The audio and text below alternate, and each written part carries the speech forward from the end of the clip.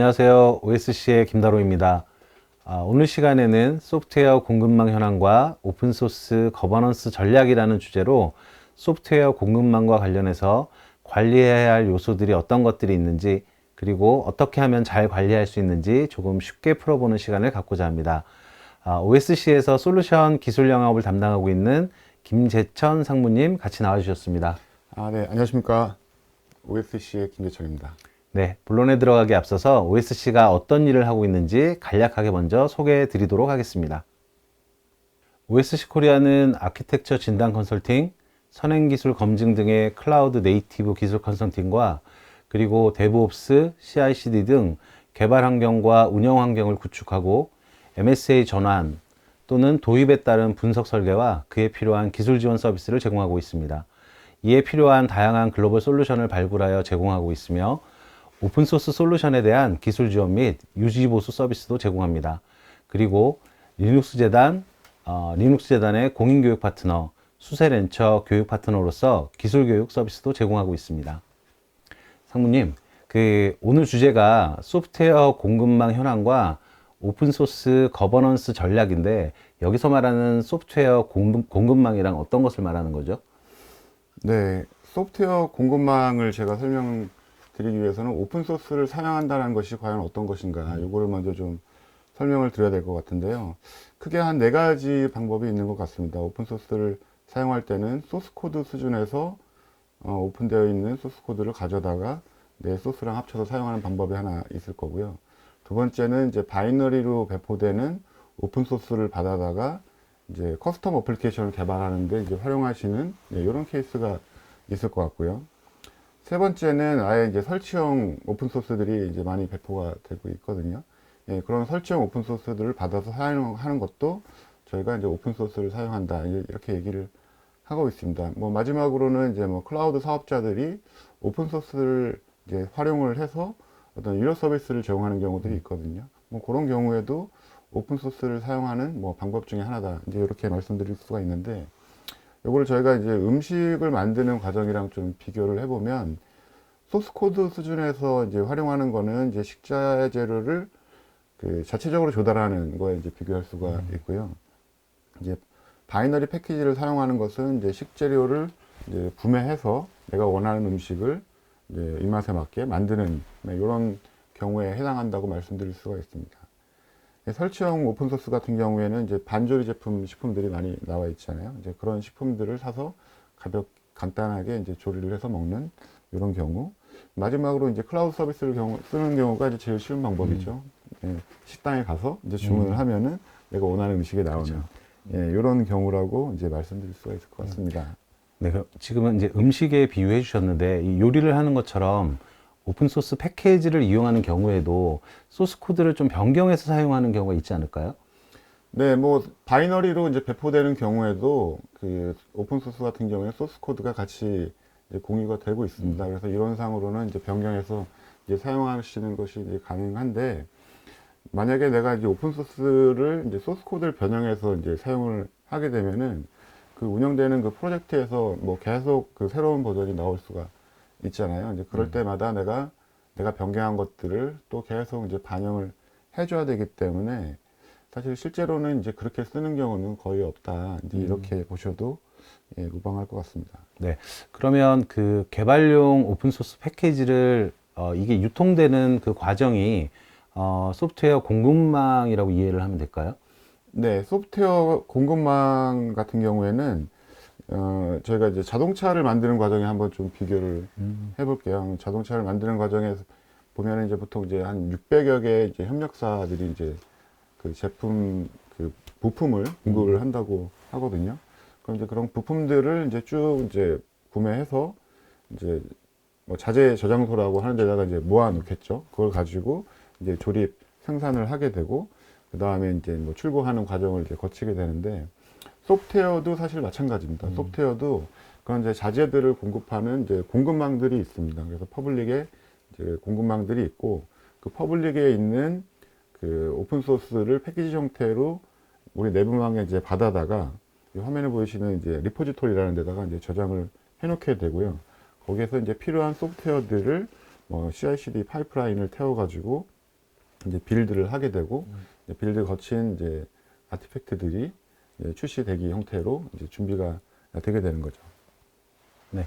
그러면 그 시장에서 많이 사용되는 소프트웨어 공급망에는 어떤 것들이 있을까요?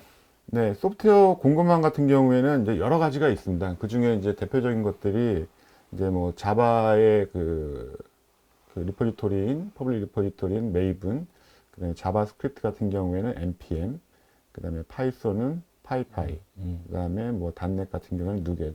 이렇게 이제 네 가지가 전체 그 소프트웨어 공급망의 한 60% 이상을 이제 차지한다고 보통 저희가 얘기를 합니다.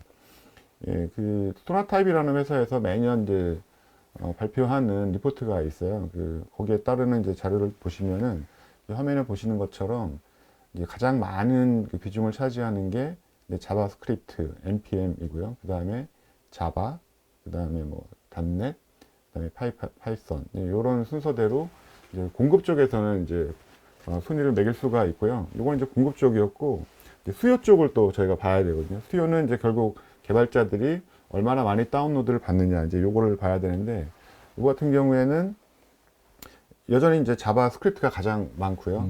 그 다음에 이제 자바, 그 다음에 뭐 파이썬, 이제 뭐 단넷 요 형태인데 아무래도 이제 공급망의 어떤 비중보다는 그 수요 쪽에 그 그래프가 훨씬 더 자바스크립트 비중이 좀 더 두드러진다. 이제 이렇게 볼 수가 있을 것 같습니다. 네.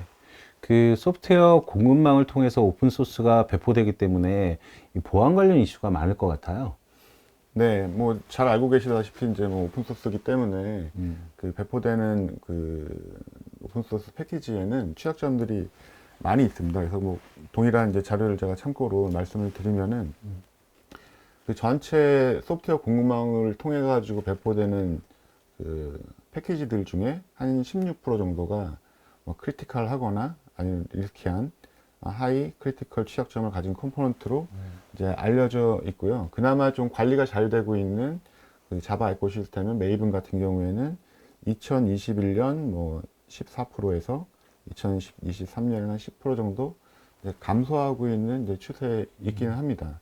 다만 이제 좀 문제는 뭐냐면 이 그 취약점을 가지고 있는 그 컴포넌트들 중에 96%가 실제로 다운받는 그 패키지의 96%가 그 개선된 버전, 즉 그 취약점이 이제 패치된 버전이 있음에도 불구하고 이제 취약한 컴포넌트를 개발자들이 이제 다운받고 있다라는 것이거든요.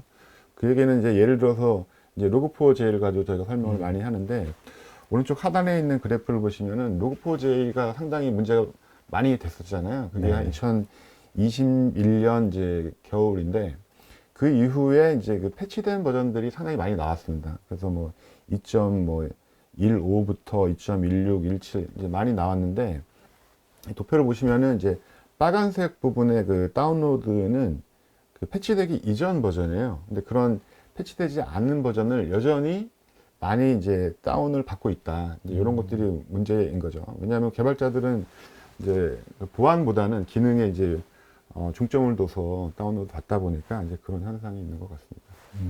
생각보다 이런 취약점들이 상당히 많은 것 같은데요. 그 실제로 이런 취약점들은 필드에서 그럼 어떻게 조치를 하고 있을까요? 취약점 같은 경우에는 뭐 예전부터 사업자들이 많이 관리를 해 오셨고 대부분 이제 고객사에서 그걸 검사하는 이제 도구들도 있고 그다음에 이제 프로세스나 이런 것들이 정립이 어느 정도는 되어 있습니다. 그래서 개발 단계에서 이제 뭐 취약한 컴포넌트를 썼다고 하더라도 출시되기 전에는 한 번씩 이제 보안 검사를 거치시고 예, 그렇게 출시를 하기 때문에 필드에서 이제 뭐 크게 노출되는 경우가 많지는 않은데요. 다만 이제 그 과정에서 이제 시간과 이제 노력이 많이 들어가는 부분이 있을 거고요. 또 하나는 이제 배포된 이후에도 이제 취약점들이라는 게 이제 발견되기도 하거든요. 그런 경우에 이제 좀 바로바로 대응하는 게 좀 쉽지 않다. 이제 이런 문제를 또 저희가 생각할 수 있을 것 네. 같습니다. 그 취약점 외에도 요즘에는 그 악성 코드나 네. 멀웨어가 많이 문제가 되고 있잖아요. 네, 사실 뭐 취약점하고 그 저희가 뭐 멀웨어나 악성 코드 뭐 이런 악성 소프트웨어들하고 이제 좀 혼동하시는 경우가 좀 있어요. 근데 사실 취약점들은 어떻게 보면은 이제 소프트웨어를 만들 때 어떻게 보면 이제 좀 잘못 설계되었거나 이제 결함들이라고 얘기할 수가 있는데 악성 소프트웨어 같은 경우에는 아예 처음부터 의도적으로 악의를 가지고 어떤 그 공격을 하기 위해서 만든 이제 그런 소프트웨어들이거든요. 같은 이제 통계 자료를 보시면은 뭐 2019년도부터 이제 23년도까지 그런 악성 소프트웨어를 통한 공급망 공격이 많이 이제 발견이 됐습니다. 근데 2022년도까지 발생한 악성 소프트웨어를 다 합친 것보다 그 23년에 발견된 게 2배나 많습니다. 그래서 엄청나게 이제 기하급수적으로 이제 늘어나고 있는 추세다. 이제 이렇게 말씀드릴 수가 있겠습니다. 네, 그러면 지금 이제 말씀하신 내용으로 보면 취약점이 잠재적인 리스크라면 악성 소프트웨어는 즉각적으로 피해에 노출된다라고 좀 봐야겠네요. 그 악성 소프트웨어를 통한 공격이 실제로 어떻게 그럼 이루어지고 있을까요? 네, 그 취약점 같은 경우에는 뭐 그게 실제 피해로 이어질 수 있는 이제 잠재 가능성이 있다라는 거고요.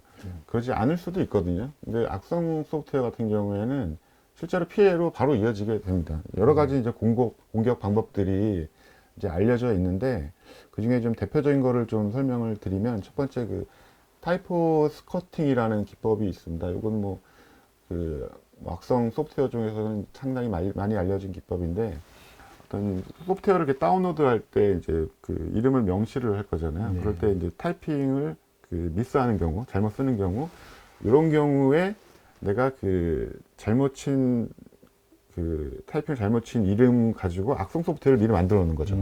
그래서 그러면 내가 원하는 소프트웨어를 개발자들이 뭐 자기도 모르는 사이에 이제 다운로드 받게 되는 거고요.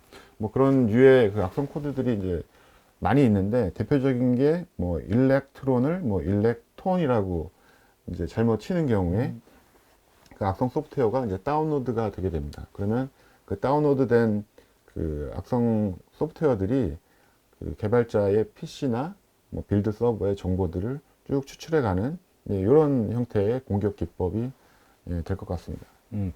그러면 이런 패키지는 다운로드 받기만 해도 피해가 발생하는 건가요?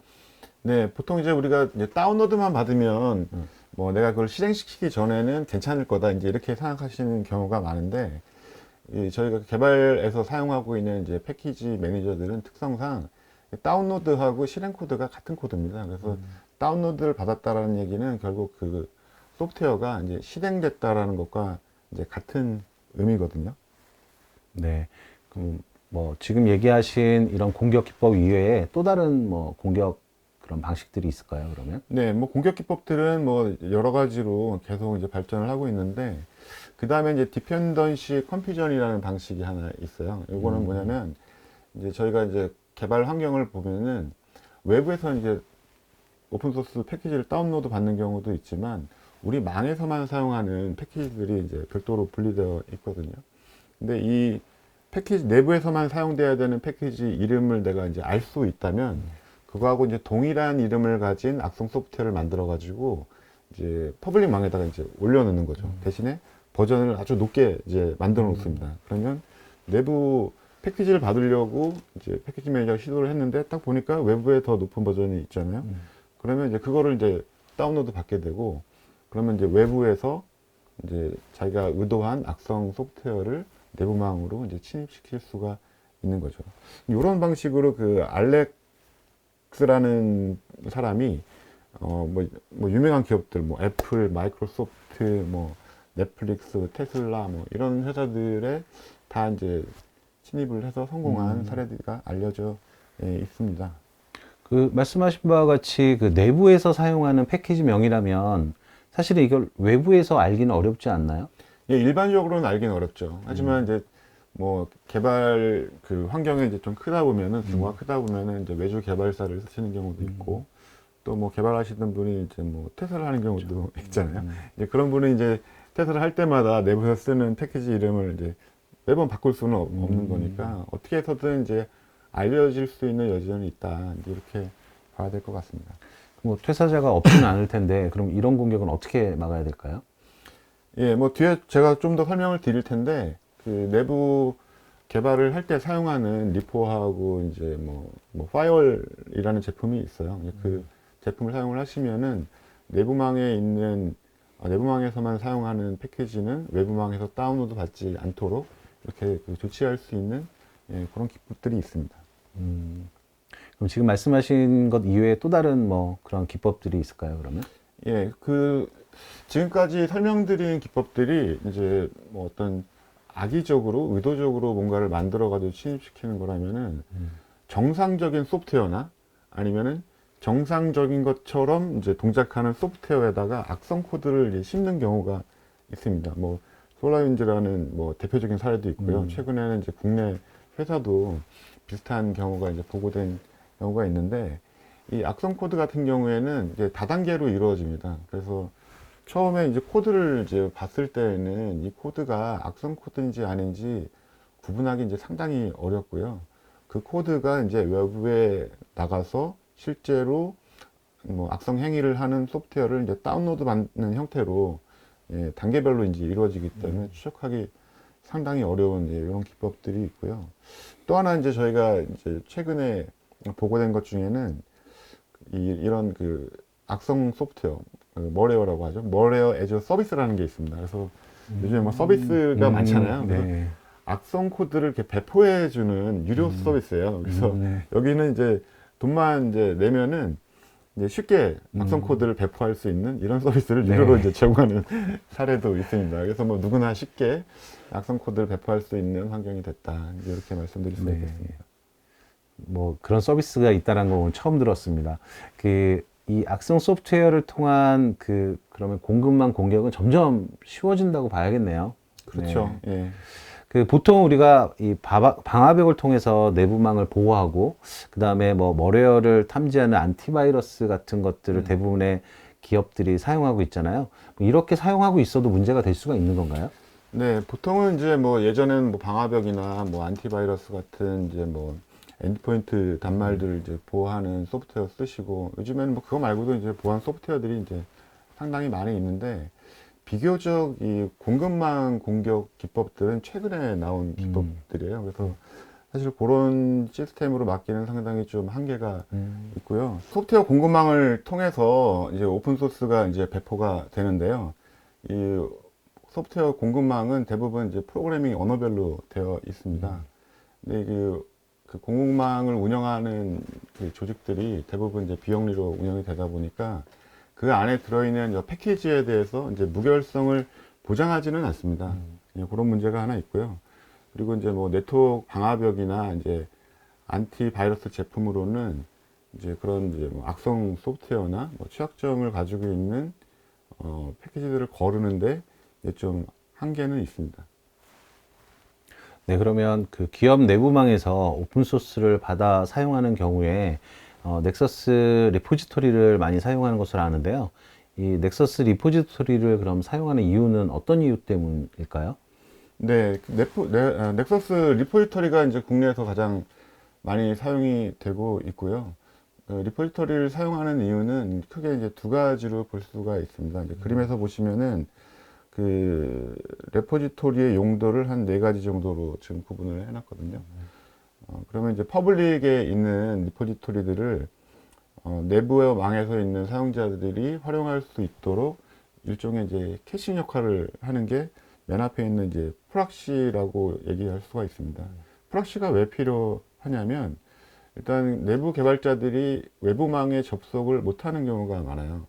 그래서 외부 접속은 이 프락시만 하게 만들어 놓고 그 다음에 이 프락시에서 외부망에 있는 패키지를 가져오면은 내부망에 있는 개발자들은 이 프락시에 접속을 해서 원하는 패키지를 이용할 수 있는 이런 목적이 있고요. 또 이제 내부에 이제 개발자가 많은 경우에는 똑같은 패키지를 매번 받으면은 속도가 느리잖아요. 그래서 어떤 뭐 속도 향상 뭐 이런 부수적인 효과도 있습니다.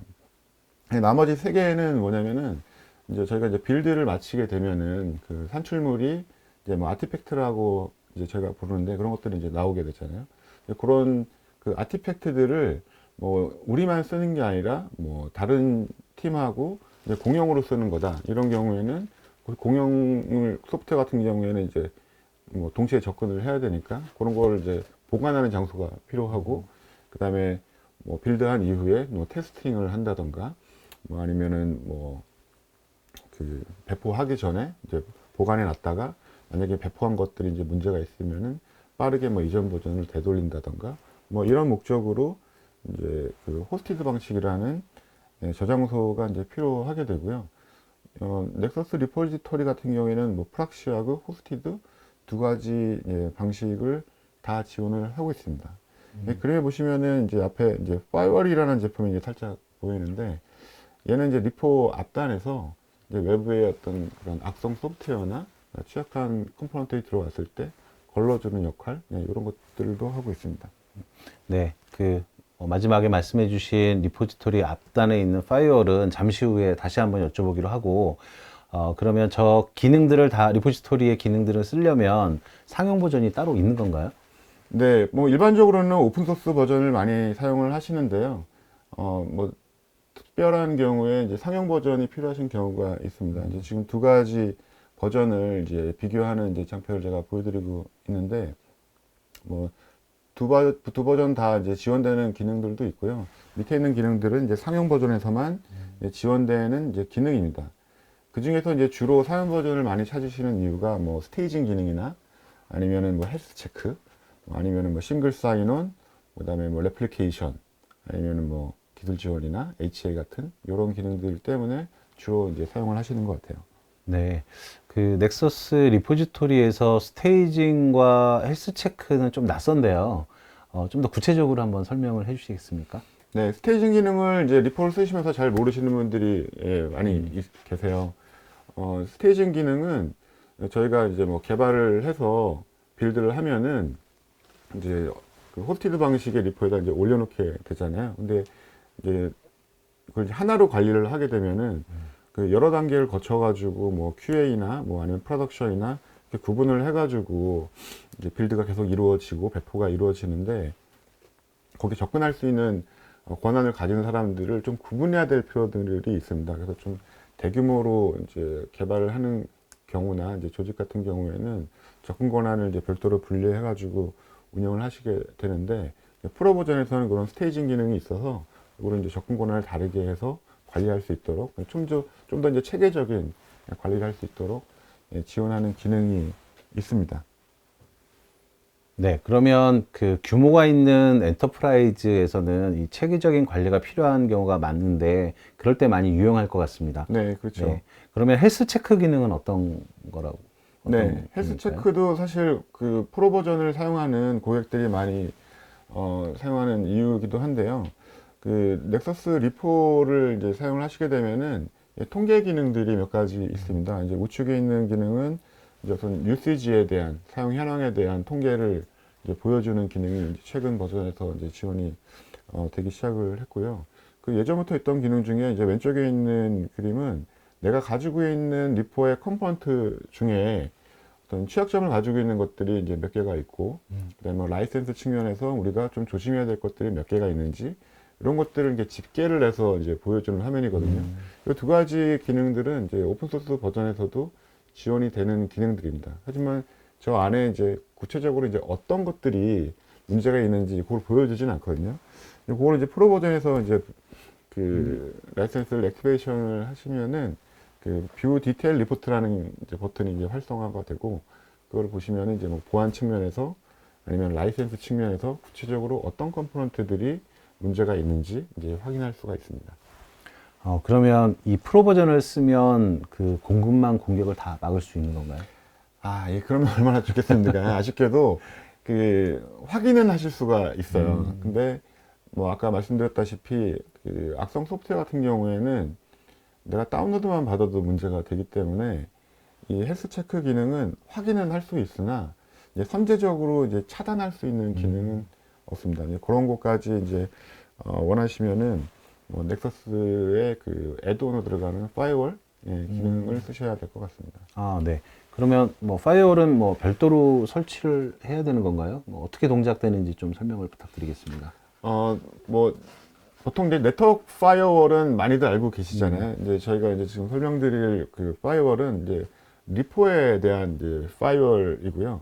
넥서스 리포지토리 같은 경우에는 이미 파이어월 기능이 내장이 되어 있습니다. 이제 액티베이션이 안 된 것 뿐이고요. 그냥 뭐 라이센스 이제 액티베이션만 시키면은 이제 바로 동작을 하게 되는데, 그림에서 보시는 맨 왼쪽에 넥서스 리포가 이제 있다라고 이제 보시면은 파이어월은 그 앞단에서 동작을 하게 됩니다. 근데 파이어월이 동작하기 위해서는 이제 정책 그 엔진이 필요해요. 그 왼쪽 하단에 있는 이제 IQ 서버가 이제 그 역할을 하게 되는데, 각 조직에 맞는 그 정책을 따로 이제 설정을 하시게 되고요. 설정된 그 정책이 파이어월에 이제 들어가게 되면은 외부에서 그 새로운 컴포넌트가 이제 유입이 될 때마다 그 정책 기반으로 이제 판단을 하게 됩니다. 그 판단을 해서 만약에 이제 써도 되는 무해한 컴포넌트다, 그러면 이제 리포 쪽으로 바로 이제 유입이 되게 되고요. 만약에 쓰면 안 되는 뭐 그런 컴포넌트로 이제 판정이 되면은 격리 조치를 하게 됩니다. 그리고 뭐 이 오픈 소스가 하루에도 뭐 2만 개, 3만 개 정도가 새로 배포가 된다고 하거든요. 그런 수많은 이제 그 오픈 소스들이 배포가 되는데, 그거를 일일이 매번 다 검사할 수는 없어요. 그래서 이제 소나타입에서 하는 것들은 그런 이제 공급망을 이제 24시간 이제 모니터링 하면서 뭐 이상 징후나 이런 것들을 이제 판정을 하게 되고요. 그런 컴포넌트에 대해서는 이제 마킹을 해놓게 됩니다. 의심스럽다, 이제 이거죠. 그래서 그런 의심스러운 컴포넌트가 오면은 일단 격리를 하게 돼요. 그러고 나서 이제 소나타입의 보안팀에 이제 리포팅이 이제 되게 되고요. 그럼 이제 우선순위에 따라서 뭐 빠르면 뭐 두세 시간, 뭐 아니면 뭐 네다섯 시간 내에 소나타입에서 이제 판정을 해줍니다. 그 판정 결과에 따라서 뭐 무해한 경우에는 이제 유입을 허용을 하게 되고, 그렇지 않으면은 격리하는, 이런 식으로 이제 동작을 하게 되죠. 그러면 그 취약한 패키지는 뭐 무조건 차단되는 건가요? 정책을 설정하실 수가 있어요. 그래서 저희가 이제 보통 이제 추천드리는 방식은, 이제 악성 소프트웨어 같은 경우에는 들어와서 좋을 게 없잖아요. 그래서 그건 이제 무조건 차단하는 거를 권고를 드리고, 취약점 같은 경우에는 이제 조금 다릅니다. 그거는 이제 심각도에 따라서, 그리고 또 회사의 그 정책에 따라서 뭐 반입 여부를 정하실 수가 있습니다. 네. 그러면 그 개발자 입장에서 내가 사용한 패키지가 이렇게 차단되어 있을 경우에 그걸 어떻게 그러면 확인할 수 있을까요? 네, 물론 이제 뭐 파이어월이나 리포에 들어가면은 뭐 차단된 컴포넌트에 대해서 이제 열람할 수 있는 기능이 있어요. 근데 개발자가 거기 매번 들어와서 이제 볼 수는 없잖아요. 그래서 그 개발자 시각에서 어떤 식으로 동작하는지를 좀 보여드리자면은, 이제 좌측에 있는 화면에 이제 개발자가 보고 있는 이제 빌드 화면이라고 보시면 되는데, 만약에 내가 원하는 컴포넌트가 악성 프로그램이나 아니면 뭐 취약한 컴포넌트로 분류가 돼서 이제 격리가 된 경우에는 개발자가 이런 그 에러 메시지를 보게 됩니다. 그리고 에러 메시지와 함께 그 URL을 하나 이제 던져줘요. 그럼 그 URL을 카피해서 브라우저에서 이제 열게 되면은 이제 오른쪽에 있는 화면이 이제 보이게 되는데, 이 화면을 보면은 이제 개발자 입장에서 어떤 컴포넌트가 차단됐는지, 그리고 왜 차단됐는지, 그리고 어떻게 하면은 차단되지 않는 버전이나 컴포넌트를 쓸 수 있는지, 이런 가이드를 쭉 받을 수가 있습니다. 그러면 이제 개발자 입장에서는 뭐 보안팀이나 관리자하고 어떤 그 교류 없이도 스스로 이제 문제를 해결할 수 있는 이제 이런 능력을 갖출 수 있게 되는 것이죠. 네. 그러면 그 결과적으로는 관리자가 정책을 이렇게 수립해야 된다고 하셨는데, 이 정책을 만들고 적용하는 방식에 대해 조금 더 구체적으로 한번 설명을 해 주시겠어요? 네, 정책이 상당히 이제 중요합니다. 요거를 제가 설명을 안 드렸네요. 예, 요거는 중요한 기능이어가지고 제가 꼭 설명을 하고 넘어가야 네. 될 것 같아요. 아까 어떤 컴포넌트들이 차단됐는지, 왜 차단됐는지, 이제 뭐 이런 거를 알 수 있다고 말씀을 드렸는데, 요 버전 익스플로러라는 것은 이 해당 컴포넌트에 대해서 여러 가지 측면에서 이제 뭐 보안이나 뭐 라이센스, 그 다음에 코드 변경이 필요한지 여부에 따라서 각 버전들을 이렇게 쭉 시각적으로 이제 보여주는 기능이에요. 그래서 요것만 보시면은 맨 위에가 이제 인기도거든요. 그래서 사람들이 많이 쓰는지 안 쓰는지 이런 것도 볼 수가 있고, 만약에 빨간색이면은 보안 취약점이 있는 버전. 예, 그러면 뭐 후반에 있는 많이 쓰지만 취약점이 없는 버전, 그리고 코드 변경이 필요 없는 버전이 어떤 건지 이렇게 쉽게 이제 고를 수 있는 이런 기능이고, 요거는 이제 고객들이 상당히 이제 그 인상적이다 이런 의견을 많이 주신 기능 중에 하나입니다. 예, 아까 질문 주셨던 그 네, 정책 정책들을 관련된 거. 어떻게 좀 설명, 네. 예, 설정을 정책이 하는지. 상당히 네. 중요합니다. 정책을 저희가 그 설정을 해야 방화벽이 이제 거기에 맞게 이제 동작을 하는데, 정책을 일관되게 이제 가져가는 것들은 사실 쉬운 일은 아니세요. 그래서 여러 가지 이제 컨디션을 가지고 정책을 이제 만들어야 되는데, 그 정책을 만드는 컨디션들이 좌측에 보이시는 것처럼 이제 그 보안 측면의 정책, 컨디션, 그리고 뭐 품질 측면의 컨디션, 그 다음에 라이센스 측면의 컨디션, 뭐 기타 이렇게 여러 가지 컨디션들이 있습니다. 그걸 조합을 해서 이제 정책을 만드는데 너무 어려워요. 그래서 다행히도 이제 소나타입에서는 그 빌트인 정책들을 한 20여 가지를 제공을 해줍니다. 우측 화면에서 왼쪽 그 프레임에 보이는 것들이 이제 빌트인 이제 정책들이고요. 한 20개 정도 되죠. 그리고 이 정책은 결국 그 파이어월에 적용을 하게 되면은 정책을 준수하는 경우, 그리고 준수하지 않는 경우에 대해서 액션이 있어야 되잖아요. 정책을 만들었다고 하면은. 그래서 그 액션을 정할 수가 있습니다. 그 오른쪽 밑에 있는 화면이 이제 액션을 이제 설정하는 부분인데, 만약에 정책을 준수하지 않는 컴포넌트들이 유입되게 되면은, 뭐 첫 번째는 아무런 액션을 안 취한다던가, 아니면은 이제 경고만 뭐 이제 받게 한다던가, 아니면은 아예 fail이라고 해서 이제 유입이 안 되도록 막는 기능, 이렇게 설정을 할 수가 있습니다. 그래서 처음에는 뭐 대부분의 그 기업들이 쓸 수 있는 정책들이 이제 빌트인 돼 있기 때문에, 이런 정책들을 내가 어떤 액션을 취할지만 설정을 하시면 돼요.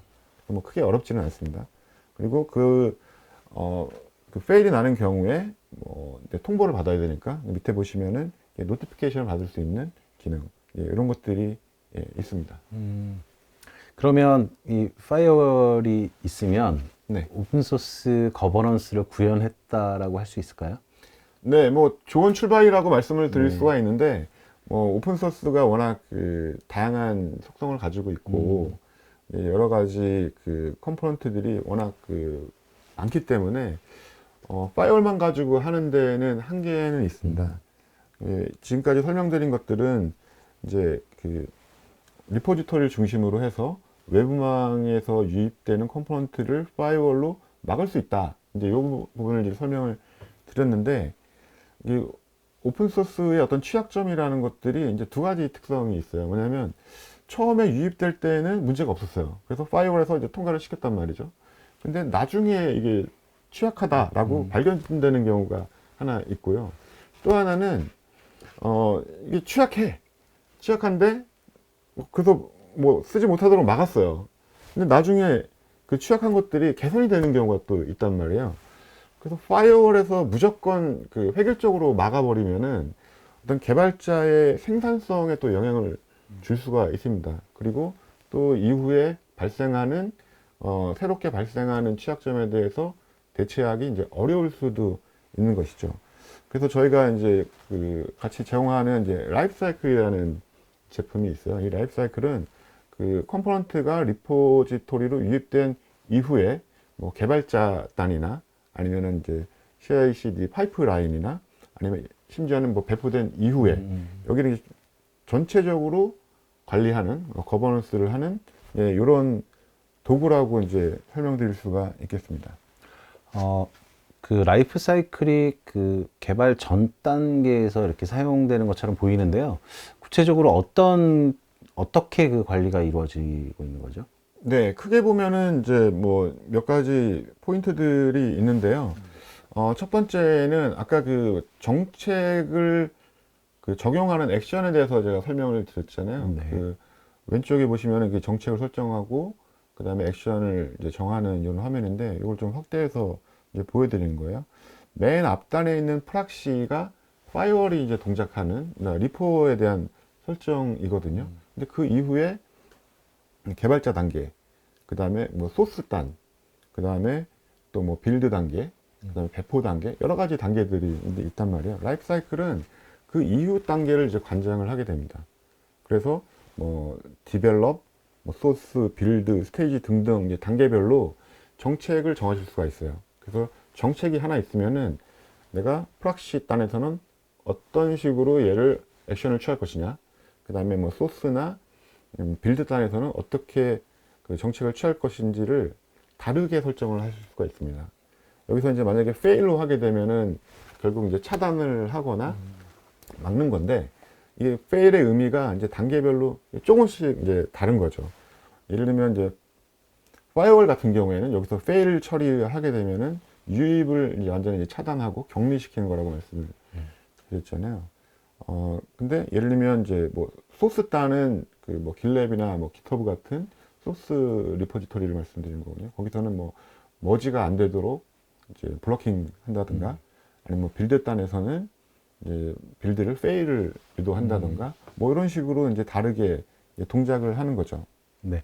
뭐, 지금 그 각 단계별로 그 동작하는 방법에 대해서 간단하게 설명을 주셨는데, 지금 말씀을 듣다 보니까 개발자 도구나 뭐 소스 관리 도구, 뭐 CI 도구 등에서도 이 라이프 사이클이 적용되는 것 같아요.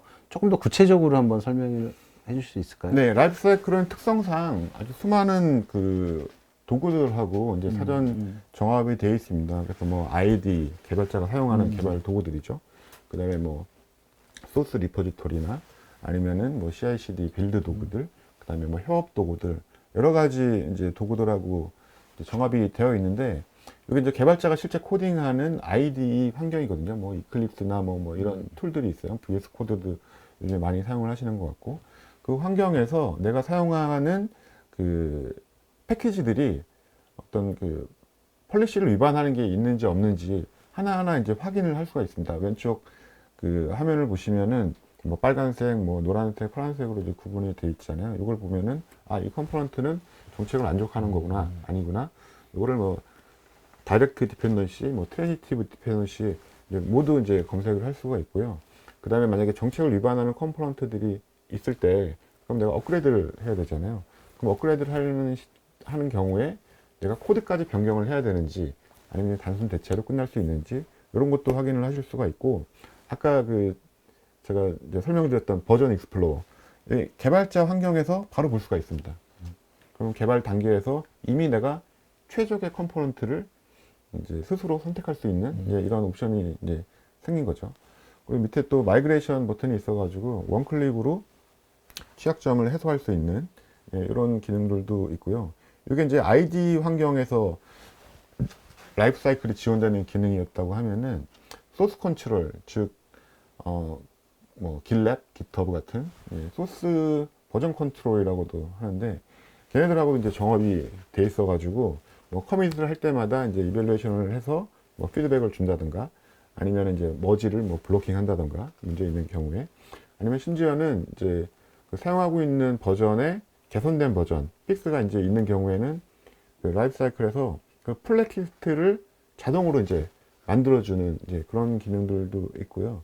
그 다음에 뭐 코드 변경이 필요한지, 아니면은 뭐 디펜던시에 대해서는 이제 어떻게 되어 있는지 좀 포괄적인 그 수정 권고안 이런 것들을 제공을 해줍니다.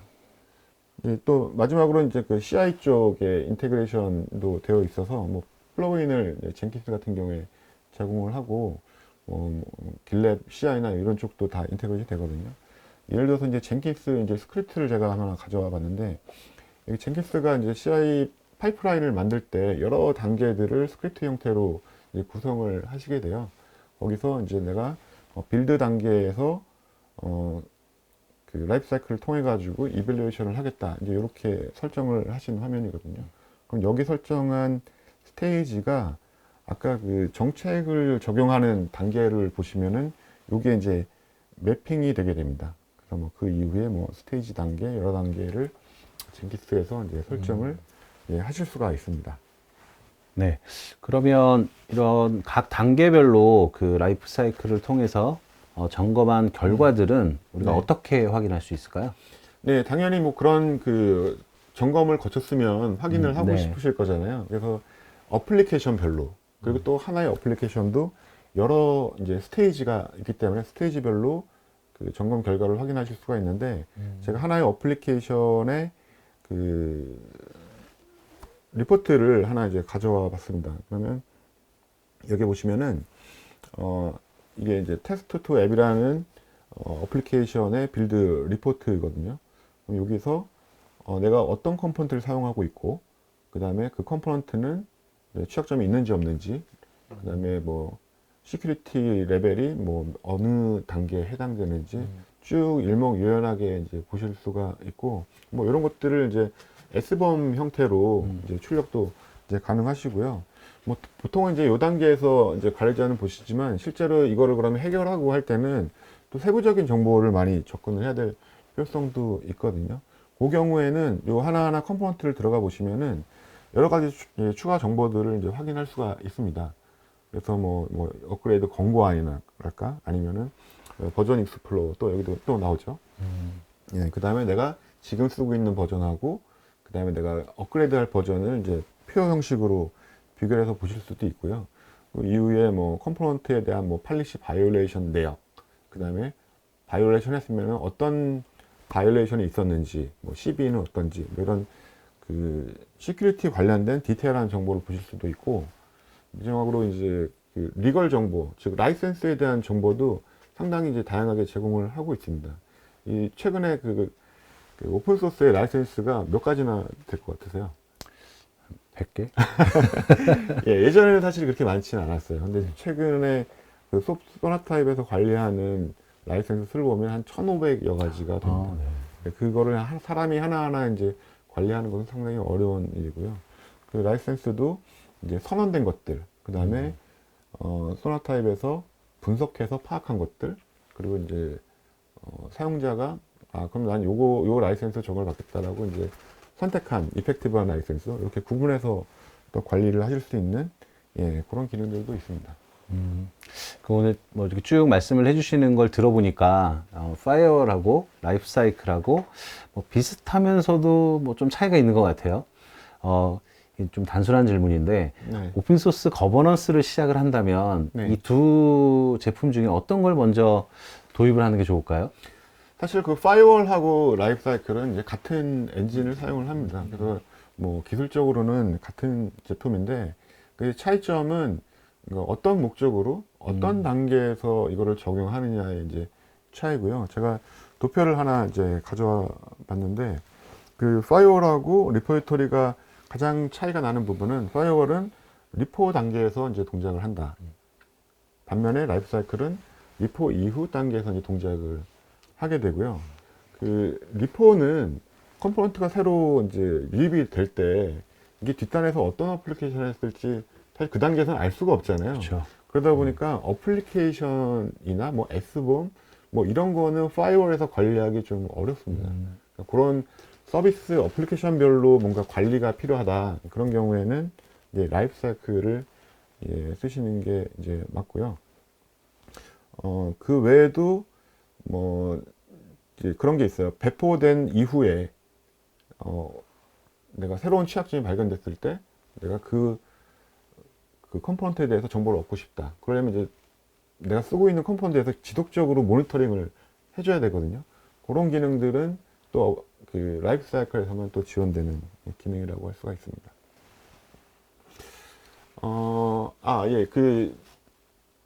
보통은 아까 이제 모두에서 말씀드렸지만 그 취약점을 점검하는 도구는 대부분 이제 고객들이 많이 가지고 계신 경우가 있어요. 그래서 그때는 저희가 이제 악성 소프트웨어가 이제 점점 그 많이 배포되고 있으니 파이어를 먼저 도입하시는 게 어떻겠냐라고 이제 말씀드리는 경우도 있고요.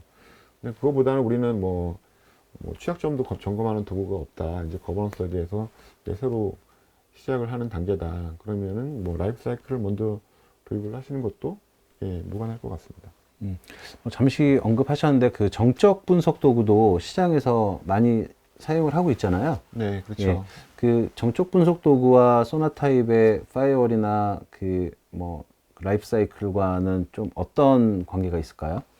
네, 실제로 개발하시는 분들은 이제 사실 그걸 헷갈려 하지 않습니다. 근데 보통 이제 관리하시는 분들이나 이제 이쪽은 좀 헷갈려 하시는데 제가 이제 장표를 통해 가지고 설명을 드리자면은 어플리케이션을 하나를 봤을 때 보통 이제 요즘 개발자들이 실제 코딩하는 부분은 10에서 20% 정도밖에 안 된다고 해요. 나머지 한 뭐 80에서 90%는 그냥 공급망을 통해서 들어오는 오픈 소스를 이제 조립해서 이제 사용하는 경우가 이제 일반적인 경우고, 정적 분석 도구는 그 실제로 개발자가 코딩한 그 소스 코드, 커스텀 코드, 그쪽에 대한 보안 취약점을 검사하는 도구라고 보셔야 돼요.